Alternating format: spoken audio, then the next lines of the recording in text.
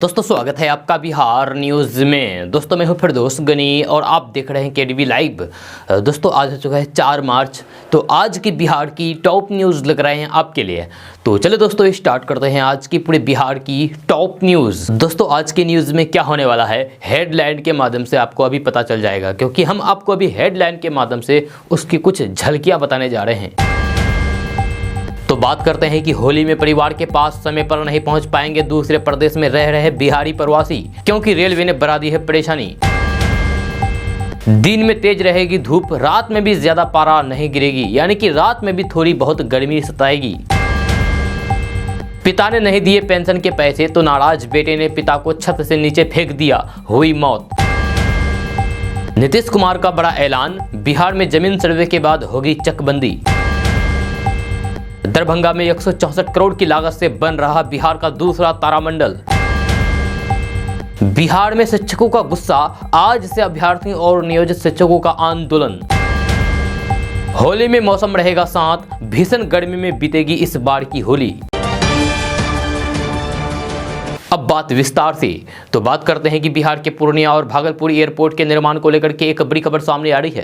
ताज़ा रिपोर्ट्स के मुताबिक पटना हाईकोर्ट ने पूर्णिया और भागलपुर में एयरपोर्ट के लिए आ रही भू अर्जन की समस्या पर रिपोर्ट मांगी है। खबर के अनुसार हाईकोर्ट ने बिहार के सभी हवाई अड्डों के निर्माण एवं विस्तार में आ रही समस्याओं को गंभीरता से लेते हुए केंद्र और राज्य सरकार को तुरंत समाधान करने के आदेश दिए हैं। साथ ही साथ इसके निर्माण कार्यों को पूरा करने को कहा गया है। आपको बता दें कि बिहार में काफी लंबे समय से पूर्णिया और भागलपुर एयरपोर्ट को विकसित करने की बात चल रही है, लेकिन अभी तक इस एयरपोर्ट का विकास नहीं हुआ है। हाईकोर्ट के मुख्य न्यायाधीश संजय करोल एवं न्यायाधीश एस कुमार की खंडपीठ ने गौरव कुमार सिंह की याचिका पर सुनवाई की। याचिका पर सुनवाई करते हुए मुख्य न्यायाधीश ने पटना, गया, दरभंगा, पूर्णिया समेत अन्य हवाई अड्डों के विस्तार की स्टेटस रिपोर्ट मांगी है। साथ ही साथ संबंधित जिलों के डीएम को कहा गया है कि वे अपने क्षेत्र के हवाई अड्डों के निर्माण एवं विस्तार के लिए भू अर्जन प्रक्रिया को देखें और इसका समाधान करें।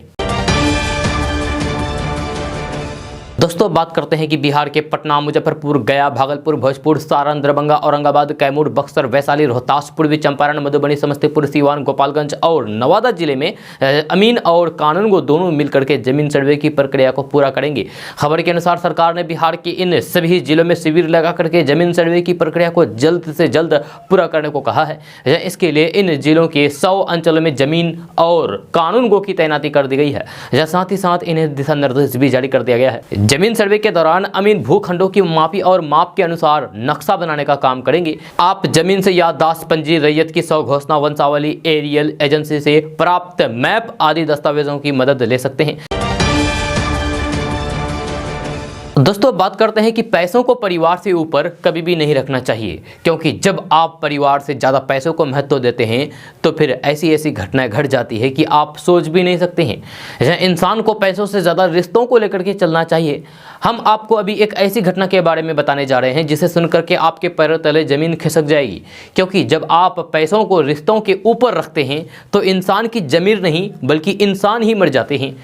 परिवार में रिश्तों पर पैसा किस कदर हावी हो चुका है, ये इससे ही समझा जा सकता है कि एक बेटे ने अपने पिता को सिर्फ इसलिए 2 मंजिला इमारत की छत से नीचे फेंककर मार डाला क्योंकि पिता ने उसे अपने पेंशन के पैसे देने से इनकार कर दिया था। ये बात बेटे को पसंद नहीं आई और उसने मानवीय संवेदना को तार-तार करने वाली घटना को अंजाम दिया। घटना की जानकारी मिलते ही पुलिस ने शव को पोस्टमार्टम के लिए सदर अस्पताल भेज दिया। पुलिस ने मृतक के बड़े पुत्र के आवेदन पर प्राथमिकी दर्ज करके जांच शुरू कर दी है। बेटे द्वारा पिता को छत से फेंकने की ये घटना बिहार के मुंगेर जिले की है। बताया जाता है कि ईस्ट कॉलोनी थाना क्षेत्र के सिकंदरपुर डीएसपी कोठी के पीछे रिटायर्ड रेलकर्मी 70 वर्षीय रामरूप यादव उर्फ लोहो यादव को अपने पुत्र राधेश्याम यादव ने बुधवार की सुबह उस समय छत से धक्का देकर के आंगन में फेंक दिया जब वह पूजा करने के लिए छत पर गए थे। छत पर से नीचे गिराने से मौके पर उनकी मौत भी हो गई। जानकारी में बताया गया है कि रामस्वरूप यादव के 3 पुत्र हैं, जिनमें से एक पुत्र रामस्वरूप यादव के साथ वे रहते थे, जबकि अन्य 2 पुत्र रामस्वरूप यादव की पत्नी के साथ रहते थे। यह रामस्वरूप यादव ने अपनी पेंशन राशि को 2 भागों में बांटकर आधी राशि पत्नी को दे दिया करता था और आधी अपने पास रखता था, लेकिन पत्नी के साथ रहने वाले पुत्र राधेश्याम यादव उनके हिस्से की पेंशन की राशि मांगते थे। इस बात को लेकर घर में लगातार झगड़ा हुआ करता था। इसी सिलसिले में मंगलवार की रात से ही पिता पुत्र से विवाद होता रहा और अंत में बुधवार की सुबह पुत्र ने पिता को छत से नीचे गिरा डाला और उसकी मौत हो गई। इसीलिए कहते हैं कि कभी भी परिवार से ऊपर पैसे को नहीं रखना चाहिए। दोस्तों बात करते हैं कि दूसरे प्रदेशों में रहने वाले जो बिहारी इस बार होली के कुछ दिन पहले अपने घर आने की योजना बना रहे हैं, उनके लिए इस बार ऐसा करना संभव नहीं हो पाएगा। जहां ऐसा इसलिए क्योंकि रेलवे ने बिहार आने वाली कई प्रमुख ट्रेनों को आगामी 15 मार्च तक के लिए स्थगित कर दिया है। इनमें महाबोधि एक्सप्रेस, राजेंद्र नगर, नई दिल्ली, संपूर्ण क्रांति, कामाख्या, भागलपुर, आनंद विहार जैसे प्रमुख ट्रेनें शामिल है। जहाँ रेलवे ने पंडित दीनदयाल उपाध्याय जंक्शन से प्रयागराज के बीच होकर के गुजरने वाली कई ट्रेनों को कैंसिल कर दिया है, तो कई ट्रेनें को रूट डाइवर्ट कर दिया है। जिन ट्रेनों को रद्द कर दिया गया है उनमें पहले से ही होली के दौरान घर आने के लिए लोगों ने अपनी सीटें बुक करा रखी थी, लेकिन इस फैसले के बाद उनकी परेशानी और बढ़ गई है। क्योंकि ट्रेनों के जो दूसरे विकल्प हैं उनमें पहले से ही सारी सीटें फुल हो चुकी है। ऐसे में अब जब तक रद्द ट्रेनें फिर से शुरू नहीं होती है तब तक इनकी परेशानी कम नहीं होगी। अब बात करते हैं कि मुसलमानों से वोटिंग छीने जाने का बयान पर आज बिहार विधानसभा के बजट सत्र में नेता प्रतिपक्ष तेजस्वी यादव सीएम नीतीश कुमार पर जमकर बरसे। तेजस्वी यादव ने कहा है कि किसी माई के लाल में दम नहीं है जो मुसलमानों से वोटिंग का अधिकार छीन ले। हालांकि इस दौरान विधानसभा में जमकर हंगामा भी हुआ। तेजस्वी यादव ने अपने संबोधन के दौरान राज्य के यानी कि बिहार के मुख्यमंत्री नीतीश कुमार पर तंज कसते हुए कहा कि शतरंज में वजीर और जिंदगी में जमीर अगर मर जाए तो समझो खेल खत्म। सीएम नीतीश कुमार पर इस तरह का तंज कसने पर उन्हें विधानसभा अध्यक्ष विजय कुमार सिन्हा ने टोका और शब्दों के चयन पर ध्यान देने की नसीहत दे डाली। तेजस्वी यादव ने अपने भाषण के दौरान कहा है कि आजकल एक दौर चला हुआ है भाई, देशभक्ति का सर्टिफिकेट ले लो, जो देंगे वे देशभक्त और जो नहीं देंगे वे देशभक्त नहीं। उन्होंने कहा है कि एनडीए के कोई विधायक हैं जिन्होंने कहा है कि मुसलमानों से वोटिंग राइट छीन लो, हद है। तेजस्वी यादव ने कहा है कि इस देश की आज़ादी में सबने कुर्बानी दी है, चाहे मुसलमान हो, हिंदू हो, ईसाई या फिर कोई और सिख। हाँ, आरएसएस वालों ने नहीं दी है और ये लोग तिरंगे की बात करते हैं। तेजस्वी यादव ने कहा है कि किसी माई के लाल में दम नहीं जो मुसलमानों से वोटिंग का अधिकार छीन ले। तेजस्वी यादव ने इस दौरान बीजेपी के वरिष्ठ नेता और फिर उद्योग मंत्री सैयद शाहनवाज हुसैन को संबोधित करते हुए कहा कि शाहनवाज भाई, आपका वोटिंग अधिकार भी छीन लिया जाएगा और आप कुछ नहीं बोलेंगे। तेजस्वी यादव ने कहा कि हैरानी होती है कि धर्मनिरपेक्षता का चोला पहनकर बैठे मुख्यमंत्री इस पर ताली बजाते हैं। दरअसल ये विवाद तब शुरू हुआ था जब बिहार बीजेपी के विधायक हरिभूषण ठाकुर ने मुसलमानों को लेकर के बेतुका बयान दिया था, जहां उन्होंने मांग की थी कि सरकार को मुसलमानों से उनके वोट करने का हक वापस ले लेना चाहिए। हरिभूषण ठाकुर ने कहा था कि 1947 में धर्म के नाम पर देश का विभाजन हुआ था, तब मुस्लिमों को उनका देश मिल गया था और उन्हें वहां चला जाना चाहिए। दोस्तों अब बात करते हैं कि बिहार विधान परिषद की 24 सीटों पर चुनाव होना है, जिसे लेकर के राज्य निर्वाचन आयोग ने बुधवार को बिहार एमएलसी चुनाव की तारीखों का ऐलान कर दिया है। जहां इस चुनाव में पंचायत प्रतिनिधियों द्वारा मतदान किया जाता है। बिहार के मुख्य निर्वाचन पदाधिकारी HR श्रीनिवास ने बताया है कि 9 मार्च से 16 मार्च तक एमएलसी चुनाव के लिए नामांकन की समय सीमा तय की गई है। 21 मार्च तक नामांकन वापसी की तारीख है। यह 4 अप्रैल को सुबह 8 बजे से शाम 4 बजे तक वोटिंग की प्रक्रिया चलेगी और 7 अप्रैल को काउंटिंग होगी और नतीजे सामने आएंगे। दोस्तों बात करते हैं कि बिहार कृषि विश्वविद्यालय कृषि विज्ञान केंद्रों के माध्यम से बायोटेक किसान योजना चला रहा है। जब बिहार के 6 जिलों में ये योजना चल रही है। पिछले 3 सालों में इसके तहत किसानों को मधुमक्खी पालन, बकरी पालन, मखाना, मशरूम और केला उत्पादन की तकनीकी जानकारी दी जा रही है। जहाँ इससे किसानों की आय में वृद्धि हुई है एवं जीवन स्तर बढ़ा है।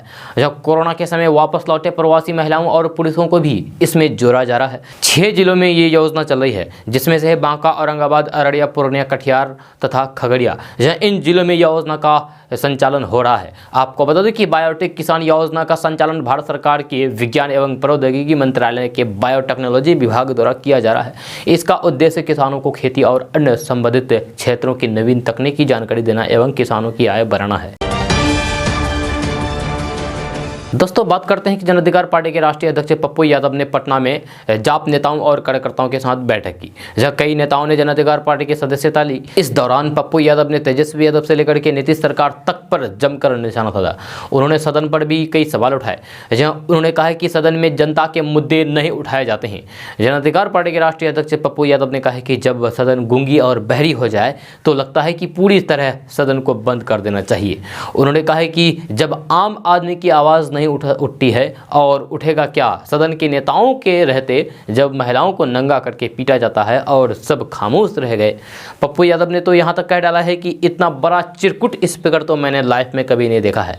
पप्पू यादव ने तेजस्वी यादव पर निशाना साधते हुए कहा है कि जिसकी औकात अपने विधायकों को पीटते हुए बचाने की नहीं हो वो बिहार क्या बचाएगा।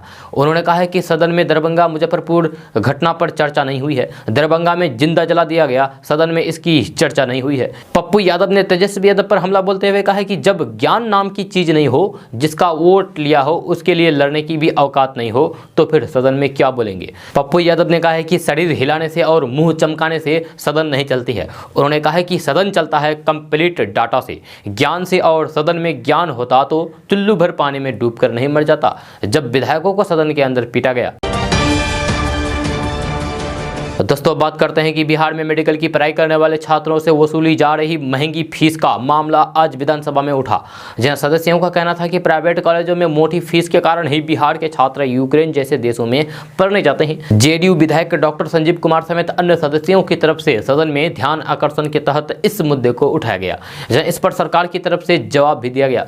जेडीयू विधायक ने कहा कि प्राइवेट मेडिकल कॉलेजों में होने वाले खर्च का मूल्यांकन करके फीस का निर्धारण किया जाता है। बहस में भाग लेते हुए मुख्यमंत्री नीतीश कुमार ने भी अपनी बात रखी। नीतीश कुमार ने कहा है कि यूक्रेन में इतनी तादाद में भारत के छात्र मेडिकल पढ़ने जाते हैं, इस बात की जानकारी अब सामने आई है, लेकिन ये भी सच है कि मेडिकल और इस तरह की पढ़ाई को लेकर के जो भी स्ट्रक्चर तय होता है वह केंद्र सरकार की तरफ से तय किया जाता है।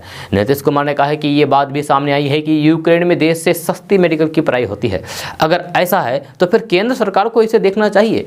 नीतीश कुमार ने कहा है कि पहले जो लेफ्ट विचारधारा के लोग होते थे वही पढ़ाई के लिए सोवियत संघ या फिर रूस जाते थे, लेकिन अब इतनी बड़ी तादाद में अगर बिहार से छात्र जा रहे हैं तो फिर इसे देखना होगा। जहां सरकार की तरफ से मिले जवाब पर सभी दलों के विधायकों ने असंतोष जताया है, जहां सब ने कहा है कि सरकार को इस मामले में कोई ठोस पहल करनी चाहिए। इसके बाद स्वास्थ्य मंत्री मंगल पांडे ने कहा है कि इस मामले में जो भी सुप्रीम कोर्ट के निर्देश पर जजों की कमेटी बनाई गई है उसके सामने बिहार सरकार की तरफ से प्रस्ताव भेजा जाएगा। इस कमेटी को अवगत कराया जाएगा कि प्राइवेट मेडिकल कॉलेजों की फीस कम की जाए। दोस्तों बात करते हैं कि होली 18 और 19 मार्च को है, जहां इस बार रंग गुलाल उड़ाने में लोगों का पसीना छूटेगा, जहां क्योंकि मौसम गर्म रहेगा, जब पछुआ हवा लू जैसी स्थिति बनाएगी। जब भागलपुर और आसपास के क्षेत्र में पछुआ हवा का प्रभाव लगातार बना हुआ है, जहां इस कारण मौसम की तल्ख बढ़ती जा रही है। जहां हालांकि सुबह शाम कुछ ठंडक महसूस हो रही है, लेकिन दिन के समय धूप से लोग बचने की कोशिश करने लगे हैं।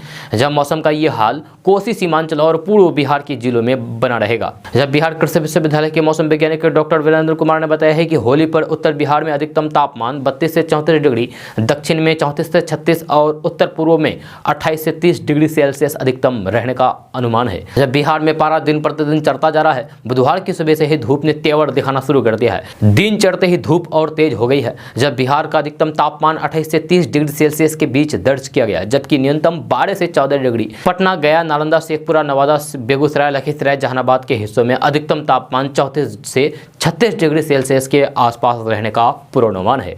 वहीं बिहार के उत्तर पूर्व भाग के सुपौल, अररिया, किशनगंज, मधेपुरा, सहरसा, पूर्णिया, कटिहार बाकी प्रदेश की तुलना में कम होने के साथ 28 से 30 डिग्री सेल्सियस रहने के आसार हैं। जब बिहार के उत्तर पूर्व भाग मैदानी इलाकों से जुड़ा है, जिसके कारण अधिकतम तापमान बिहार के अन्य हिस्सों से थोड़े कम रहेगा। मैदानी इलाकों वाले भाग में लू का कहर सामान्य से कम रहने के आसार हैं। बिहार में पछुआ हवा का निरंतर प्रवाह होने के साथ इसकी गति 10 से 12 किलोमीटर प्रति घंटा दर्ज की गई है। जब बिहार में अगले 5 दिनों तक मौसम शुष्क होने के साथ रात के तापमान में कोई खास बदलाव नहीं होगा। दोस्तों बात करते हैं कि दहेज लेना स्टेटस सिंबल बना हुआ है। जब बिना दहेज शादी करना लोग अभिशान के खिलाफ समझते हैं।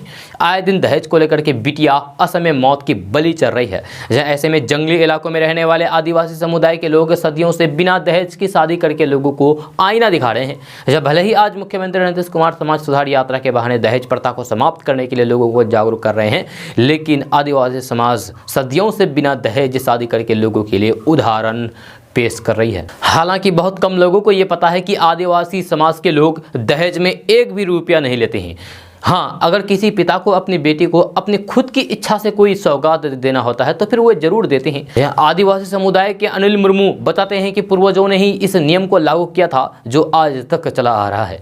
जहाँ पूर्वजों की सोच थी कि अगर दहेज प्रथा रहेगी तो फिर किसी गरीब की बेटी की शादी कैसे होगी, जहाँ आज तक उस नियम का पालन आदिवासी समाज से आने वाले लोग कर रहे हैं। इस काम को धरातल पर देख रेख के लिए ग्राम प्रधान, योग मांझी, पैरानिक एवं समाज के अन्य जागरूक लोग नजर रखते हैं। जहाँ अनिल कहते हैं कि वर पक्ष के लोग कन्या पक्ष से कभी डिमांड नहीं करते हैं। या शादी के दिन कन्या पक्ष के लोग गांव में खान पान के लिए निमंत्रण देते हैं तो फिर खाना खाने के वक्त गांव के लोग संदेश के रूप में डलिया में चावल, सब्जी, दाल हर घर से सहयोग के रूप में दे देते हैं, ताकि कन्या पक्ष को खिलाने पिलाने में भार ना हो। जब फिर यही परंपरा अन्य दूसरे घरों में भी शादी होने पर भी निभाई जाती है। इससे जहां बेटी के बाप को राहत मिलती है वहीं आपसी भाईचारा और प्रेम भी कायम रहता है। यह दहेज की बात को लेकर के आज तक कभी भी इस समुदाय में शादी नहीं टूटी है, क्योंकि इस शादी में दहेज अपराध है। लेकिन हम लोग जो हैं, हम लोगों को देखिए बिना दहेज की शादी ही नहीं होगी। दोस्तों बात करते हैं कि बिहार की सियासत में हर राजनीतिक दल के पास कोई ना कोई वोट बैंक ज़रूर होता है और समय समय पर अपने वोट बैंक को मैसेज देने की पूरी कोशिश करते हैं। जब बिहार विधानसभा के बजट सत्र में कुछ ऐसा ही हो रहा है, जिसमें आरजेडी और भाजपा तो खुलकर अपने अपने वोट बैंक को मैसेज देने की भरपूर कोशिश कर रहे हैं, लेकिन जेडीयू के सामने समस्या ये है कि उसे फिलहाल ये समझ में नहीं आ रहा है कि वह करे तो आखिर करे क्या। दरअसल बजट सत्र के दौरान भाजपा विधायक हरिभूषण ठाकुर बचौल के बयान के बाद कि मुस्लिमों को वोटिंग के अधिकार से वंचित कर देना चाहिए, इस मुद्दे ने राजनीतिक रंग ले लिया है और विपक्ष खास करके राजद ने इस मुद्दे को लपक लिया है। राजद ने इसी बहाने भाजपा से ज्यादा नीतीश कुमार के सेक्युलरिज्म पर निशाना साध दिया है। नेता प्रतिपक्ष तेजस्वी यादव ने भाजपा विधायक के इस बयान को आधार बना करके न सिर्फ नीतीश कुमार पर हमला बोला, बल्कि आरएसएस पर भी सवाल उठा करके मुस्लिम समुदाय को यह बताने की कोशिश की है कि उनके रहते बिहार में मुस्लिमों के अधिकार को कोई नहीं छीन सकता है। तेजस्वी यादव यहीं पर नहीं रुके, उन्होंने देश के उन बड़े मुस्लिम चेहरों की खूब चर्चा की जिनका देश की आज़ादी में बड़ा योगदान था। इस बहाने उन्होंने अपने खास वोट बैंक मुस्लिमों को बड़ा मैसेज देने की कोशिश की है कि राजद की उनकी सच्ची हितैषी पार्टी है। एक तरफ जहां राजद मुस्लिम हितैषी पार्टी दिखाने की होड़ में लगी रही तो फिर वहीं दूसरी तरफ भाजपा भी सदन के अंदर से लेकर के बाहर तक ये बताने की कोशिश करती रही कि हिंदुओं के हित की कोई बात नहीं करता है, तो वह एकमात्र पार्टी भाजपा ही है। जहाँ सदन के अंदर जब तेजस्वी यादव ने आरएसएस पर निशाना साधा तो फिर सदन के अंदर मौजूद भाजपा के तमाम विधायक और भाजपा कोटे के मंत्री एक साथ खड़े होकर के तेजस्वी यादव पर हमला बोलते नजर आए। इसकी अगुवाई खुद सदन में मौजूद उप मुख्यमंत्री तारकिशोर प्रसाद ने की और देश की आज़ादी में आरएसएस के योगदान की चर्चा करके तेजस्वी यादव को जवाब देने की कोशिश की। जी हाँ, समय समय पर भाजपा के कुछ विधायकों से लेकर के मंत्रियों ने भी हिंदुत्ववादी मुद्दों को उठा करके साफ कर दिया है कि भाजपा अपने ऊपर लगे हिंदुत्ववादी पार्टी के ठप्पे से हटने वाले नहीं है। इन सब के बीच में जेडीयू बचाव की मुद्रा में नजर आया है। जहां सदन के अंदर जब आरजेडी और भाजपा के बीच हिंदू मुस्लिम कार्ड पर जमकर राजनीति हो रही थी तो जेडीयू के तमाम नेता चुप्पी साधे हुए थे। नीतीश कुमार इस मसले पर बोले, लेकिन उन्होंने कहा कि बिहार के माहौल को बिगाड़ने नहीं देंगे। नीतीश कुमार कहते देखें कि उनके राज्य में 8000 कब्रिस्तान की घेराबंदी की गई और कहीं कोई दंगा फसाद नहीं हुआ। जेडीयू के मुख्य प्रवक्ता नीरज कुमार कहते हैं कि नीतीश कुमार का एक ही एजेंडा है और वह है बिहार का विकास। जहाँ सामाजिक सौहार्द ना बिगड़े और जनता का विकास हो, हमारा यही एजेंडा है। कोई क्या बोलता है करता है, इससे हमें कोई भी मतलब नहीं है। हम किसी वोट बैंक की राजनीति नहीं करते हैं। दोस्तों बात करते हैं कि पटना के बाद बिहार का दूसरा तारामंडल मिथिलांचल में बनकर तैयार हो रहा है। दरभंगा में बिहार सरकार के द्वारा यह तारामंडल बन रहा है। इंजीनियरों की माने तो फिर उसके निर्माण का 80% काम पूरा कर लिया गया है और मई से जून तक बचा हुआ काम भी पूरा कर लिया जाएगा। यह तारामंडल मिथिला क्षेत्र के लिए वरदान साबित होगा, जहाँ इसे 31 मई तक दर्शकों के लिए खोल देने की योजना है। जहाँ छात्रों के लिए यह तारामंडल ज्ञान और जानकारी लेकर के आएगा, वहीं रोजगार का भी बड़े स्तर पर सृजन होगा। जब बिहार सरकार के विज्ञान एवं प्रौद्योगिकी विभाग की ओर से 164 करोड़ की लागत से 2 फेज में इसका काम होना है, जिसमें से 73 करोड़ 73,60,331 रुपए की लागत से पहले फेज में तारामंडल और विज्ञान संग्रहालय का निर्माण कराया जा रहा है। 3.5 एकड़ रकबे में इसका निर्माण दरभंगा पॉलिटेक्निकल कॉलेज की जमीन पर हो रहा है। तारामंडल का निर्माण कार्य 12 दिसंबर 2019 से शुरू हुआ था और इसे 11 जून 2021 तक पूरा होना था, लेकिन लॉकडाउन की वजह से ये करीब 6 महीने देर हो गया है। जहां अब ये मई से जून महीने तक पूरा होगा। दोस्तों दोस्तों बात करते हैं कि हमेशा घाटा में रहने वाला बिहार बिजली बोर्ड अब मुनाफे वाला बोर्ड बन गया है। जब पिछले वित्तीय वर्ष के फरवरी महीने तक की तुलना इस साल राजस्व वसूली में 27% से अधिक की वृद्धि हुई है। बिजली मंत्री विजेंद्र प्रसाद यादव ने कहा है कि विशेष प्रयासों से राजस्व वसूली में सफलता मिली है।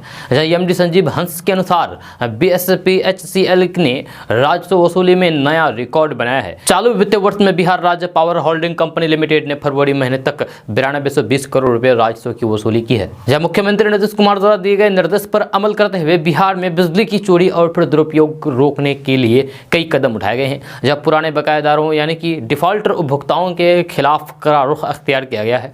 इससे राजस्व वसूली में तेजी से इजाफा हुआ है।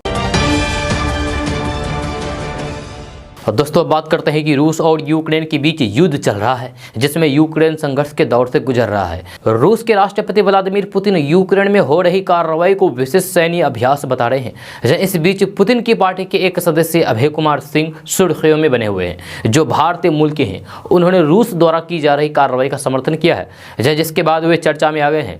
आखिर कौन है अभय कुमार सिंह, तो चलिए हम आपको भी बताने जा रहे हैं। तो अभय कुमार सिंह भारत के बिहार के रहने वाले हैं और वे राजधानी पटना से संबंध रखते हैं। साल 1991 में मेडिकल की पढ़ाई के लिए रूस चले गए थे, जहां पढ़ाई पूरी करने के बाद वे भारत आए और डॉक्टर के रूप में प्रैक्टिकल करने लगे। कुछ दिनों बाद उन्होंने फिर से रूस जाने की योजना बनाई और जल्द ही फार्मास्यूटिकल का बिजनेस शुरू कर दिया। रूस में उन्होंने अपना बिजनेस शुरू किया था और बाद में वे पॉलिटिक्स में शामिल हो गए। जी हाँ, उन्होंने व्लादिमीर पुतिन की पार्टी यूनाइटेड रशिया पार्टी से चुनाव लड़ा और जीत हासिल की।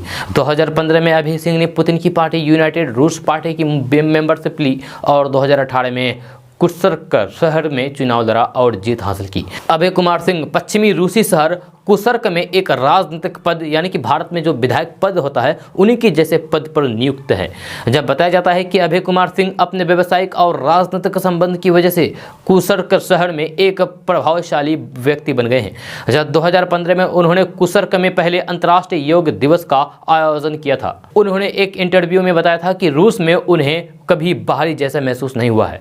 जब रूस द्वारा यूक्रेन पर किए जा रहे हमले के बारे में अभय कुमार सिंह ने कहा है कि रूस यूक्रेन पर किसी भी परमाणु हमले की योजना नहीं बना रहा है। अगर कोई देश रूस पर हमला करता है तो फिर उसका जवाब देने के लिए ही परमाणु अभ्यास किया जा रहा था।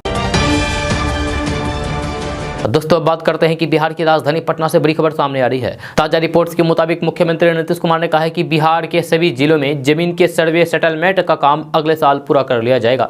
इसके बाद बिहार में चकबंदी का काम शुरू होगा।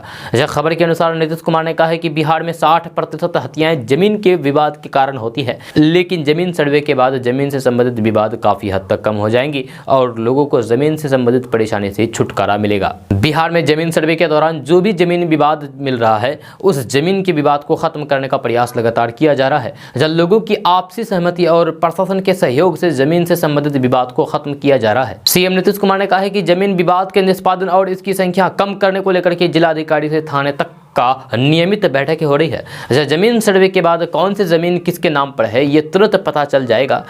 इससे लोगों की परेशानियां भी दूर होगी।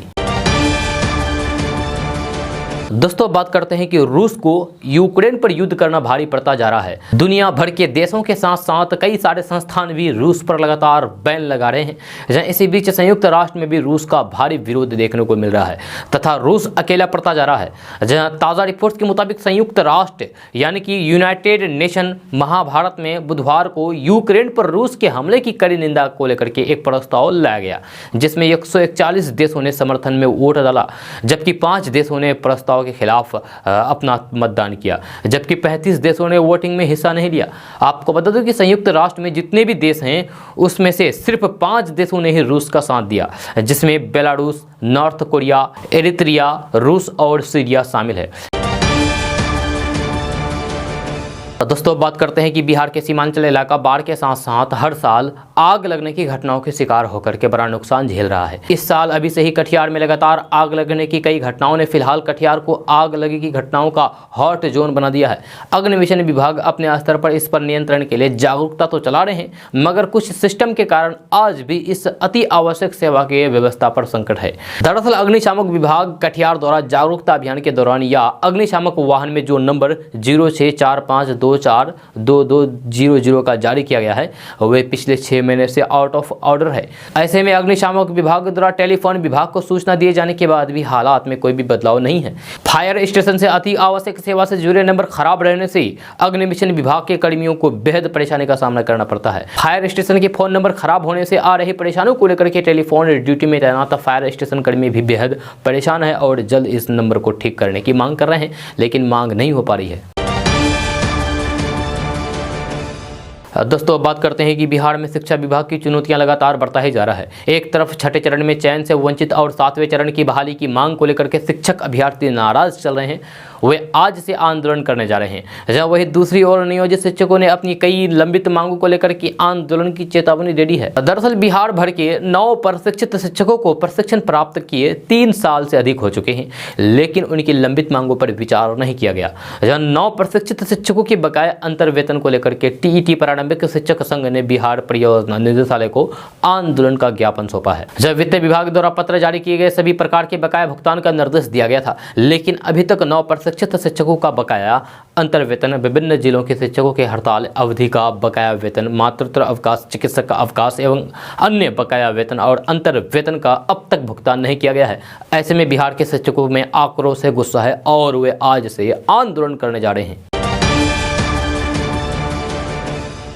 दोस्तों, अब बात करते हैं कि भूमि सुधार एवं राजस्व मंत्री के निर्देश के बावजूद भी पूर्णिया जिले में म्यूटेशन का काम धीमी गति से चल रहा है। जब पूर्णिया जिले में अभी भी म्यूटेशन के 40,482 से अधिक मामले पेंडिंग में पड़े हुए हैं, जहां इनमें जिला मुख्यालय से सटे अंचलों में अधिक मामले लंबित है। संबंधित अधिकारियों की लापरवाही के साथ सदर DSLR का पद रिक्त रहना भी एक बड़ा कारण बन गया है। करीब 6 माह पहले DCLR के स्थानांतरण के बाद यहां अब तक के नए पदाधिकारी ने योगदान नहीं दिया है। तब से ये विभाग प्रभार में चल रहा है।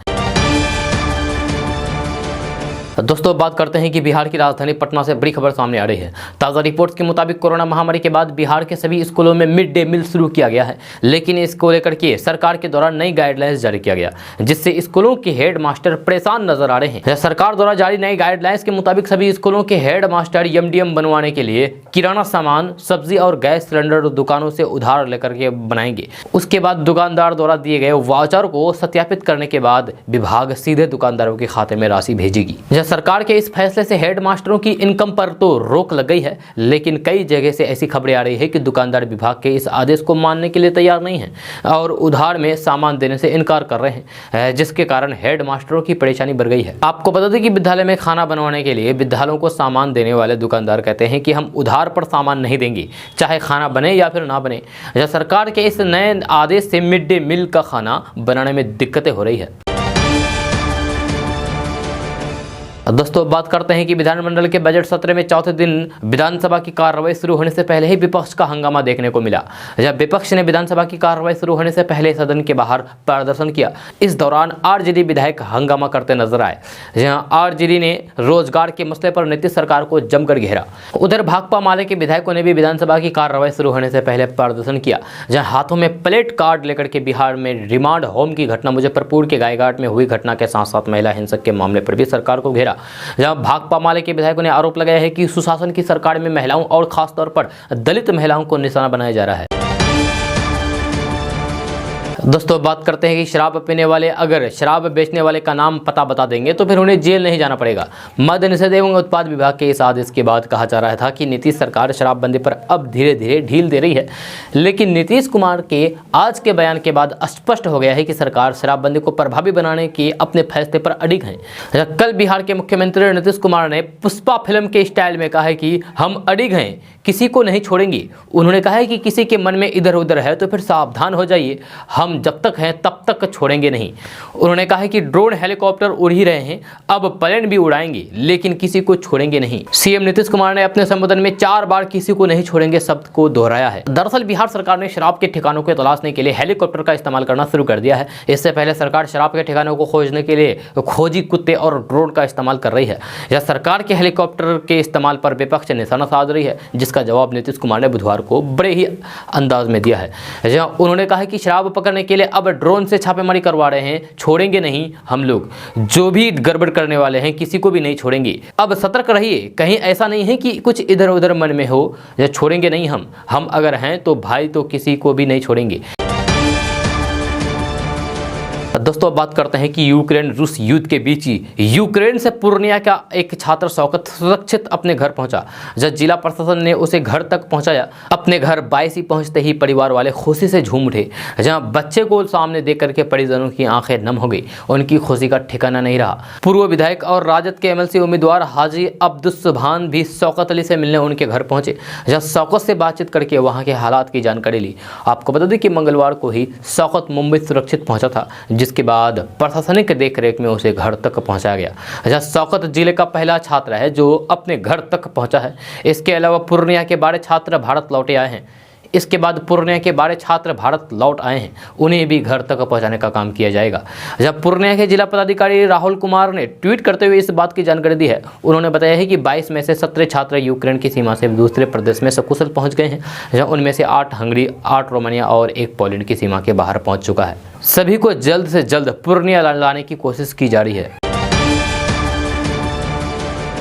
दोस्तों अब बात करते हैं कि पटना हाईकोर्ट ने स्टेनोग्राफर और कंप्यूटर ऑपरेटर और कंप्यूटर टाइपिस्ट के रिक्त पदों को भरने के लिए भर्ती निकाली है। जब 12वीं और ग्रेजुएशन के बाद सरकारी नौकरी पाने की इच्छा रखने वाले युवाओं के लिए ये एक बड़ा मौका है। जब खाली पड़े पदों की कुल संख्या 159 है। इसमें स्टेनोग्राफर ग्रुप सी के लिए 129 पद और computer operator computer typist group C के लिए 30 पद है। आवेदन की प्रक्रिया 2 मार्च 2022 से शुरू हो रही है और आवेदन की आखिरी तारीख 30 अप्रैल 2022 है। जहां आवेदन की प्रक्रिया ऑनलाइन है। आवेदन के लिए आयु सीमा 18 से 37 साल के बीच होनी चाहिए। बिहार राज्य के आरक्षित वर्गों के उम्मीदवारों को अधिकतम आयु सीमा में छूट मिलेगी। ज्यादा जानकारी के लिए पटना हाईकोर्ट द्वारा जारी किए गए नोटिफिकेशन को देखें।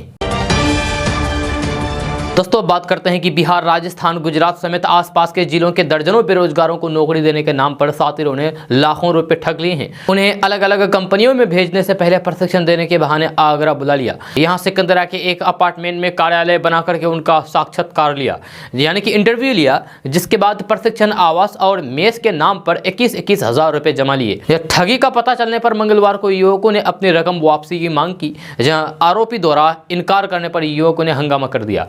उन्होंने पुलिस को बुला लिया। उसने एक आरोपित को पकड़ लिया। मामले में पूछताछ की जा रही है। बुधवार को सिकंदरा थाने पहुंचे बिहार के बक्सर निवासी कमलेश कुमार ने बताया है कि वे एक स्टील प्लांट में काम करते हैं।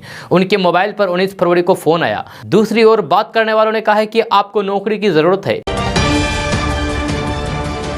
दोस्तों अब बात करते हैं कि बिहार के दरभंगा एयरपोर्ट को नई जगह पर शिफ्ट करने की कवायद तेज हो गई है।